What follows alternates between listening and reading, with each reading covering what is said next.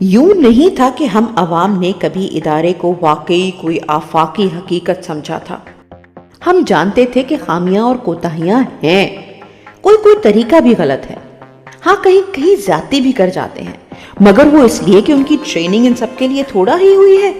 وہ تو مجبوری میں انہیں ایسے معاملات دیکھنے پڑ جاتے ہیں۔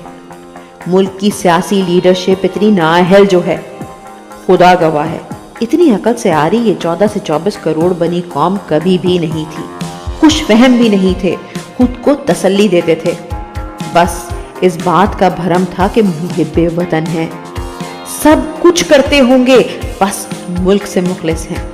ہاں طریقہ کار غلط ہے، کہیں میرا اپنا گھر تباہ ہوا، ماں جیتے جی مردوں سی ہو گئی۔ میں نے خود اپنی ذات کے المیہ پر کولیٹرل ڈیمیج کی چادر ڈال دی۔ مجھے تک اس بات کا بھرم تھا کہ جو کرتے ہیں ملک کے وسیع تر مفاد میں کرتے ہیں، کرنا پڑتا ہے۔ عالمی حقیقتیں اتنی سیدھی سادی نہیں ہیں، دنیا آئیڈیلزم پر نہیں چلتی، کیسی سازشیں ہوتی ہیں، کیسی چالیں چلی جاتی ہیں، کہاں قانون کی کتاب ان سب کا احاطہ کر پاتی ہے۔ بس اس ایک بھرم میں 100 کرم معاف ہو جاتے تھے کہ جو بھی کرتے ہیں ملک کے لیے کرتے ہیں۔ 9 اپریل کی رات کو ہمارے سارے بھرم خاک ہو گئے جب پارلیمان کے سامنے پریزنر وینز آئیں۔ 12 بجے عدالتیں کھلی، ECL پر نام ڈالے گئے۔ سچ پوچھیں تو ارشد بھائی نے وہ کون تھا کہہ کر قوم کے ذہن میں کوئی سوال نہیں ڈالے تھے۔ اپنے برسوں کے تعلق کی نسبت ایک آخری احسان کیا تھا، ان کو بروقت یہ بتا کر کہ قوم سب جانتی ہے۔ جس تصویر میں یہ اپنا عکس دیکھ رہے تھے اس کے نقوش قوم کے سامنے 9 اپریل کی رات سے واضح تھے۔ اس کو سائے میں رکھ کر ایک مخلص دوست نے اس قوم کے بھرم کا واسطہ دیا تھا۔ آپ کو اس کا خلوص اتنا ناگوار گزرا کہ آپ نے اس کی جان ہی لے لی۔ بنی گالا کے باہر ایک شام میں نے بھی التجا کی تھی کہ عمران خان آپ کے اور قوم کے درمیان آخری پردہ ہے۔ پھر کیا ہوا؟ عمران خان پر قاتلانہ حملہ کر دیا، 4 گولیاں مار دی، پردہ تو چاک کر دیا، اس کے گھر پر حملہ کیا، اسے گھسیٹتے ہوئے لے گئے، تار کر دیا۔ آپ نے اس کے ساتھ کھڑے ہر شخص کی عزت پر ہاتھ ڈالا۔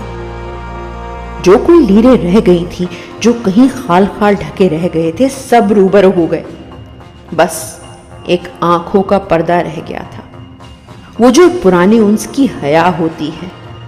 عدت کیس اور پھر 8 فروری کو ایسی ننگی بےہودگی کا مظاہرہ کیا کہ جو حیا سے کوئی آنکھیں پھیر بھی رہا تھا وہ بھی بے دید ہو گیا۔ آج بچہ جانتا ہے ڈرٹی ہیری کون ہے، کیوں ہے، جنگل کا بادشاہ کسے کہتے ہیں، کس باعث کہتے ہیں۔ ایک اور شخص کی تو حسرت ہی رہ گئی کہ کہیں گمنامی میں سکون کی 4 سانسیں لے لے۔ آج بیوروکریسی اپنے زمین کے بوجھ کے باعث اپنے کاندھے پر رکھی آپ کی بندوق کی نال بتا رہی ہے۔ سرکاری ملازموں کی درخواستوں میں وہ نام ہیں جن کی بابت سب جانتے تھے پھر بھی نامعلوم تھی۔ جج عدالتوں میں بیٹھ کر کہہ رہے ہیں کہ جب تک آپ کو آپ کی حد میں واپس نہیں بھیجا جاتا انتظام نہیں چل سکتا۔ جس یوٹیوب کا تذکرہ تحقیر سے کرتے تھے اس پر آپ کا ذکر یوں ہوتا ہے جیسے گلی محلوں کے ہنڈوں کا۔ ٹی وی پروگراموں میں آپ ہی کے پالتوؤں نے آپ کو مزاح کا بنا کر رکھ دیا ہے۔ ٹک ٹاک پر پیروڈیاں ہوتی ہیں، ٹویٹر پر میمز بن گئے ہیں، 100 زبانیں کھینچتے ہیں، 400 اور چلنے لگتی ہیں۔ ایک وہ بھلا مانس تھا جس نے سامنے کی صورت پر نقاب ڈالے، سب جانتے ہوئے جواب حسب کیے کہ تم سنبھل جاؤ۔ ایک تم بد نصیب کہ ایک پوری قوم کے بھرم راکھ کرنے کو بھی اپنی جیت سمجھے۔ ایک وہ ملنگ جس کی پشت سے تم معتبر دکھتے تھے، ایک تم کم ظرف کہ نہ اللہ کی حدیں سمجھ پائے، نہ اللہ کے بندوں کی نظروں میں اپنا مقام۔ خدا بننے کا خبط بھی آدمی کو کیسی پاتال میں گرا دیتا ہے۔ خدا نہیں بن پاتا اور اپنی آبدیت کی قسمیں بھی کھا لے، دنیا پھٹکار بھیجنے سے نہیں چوکتی۔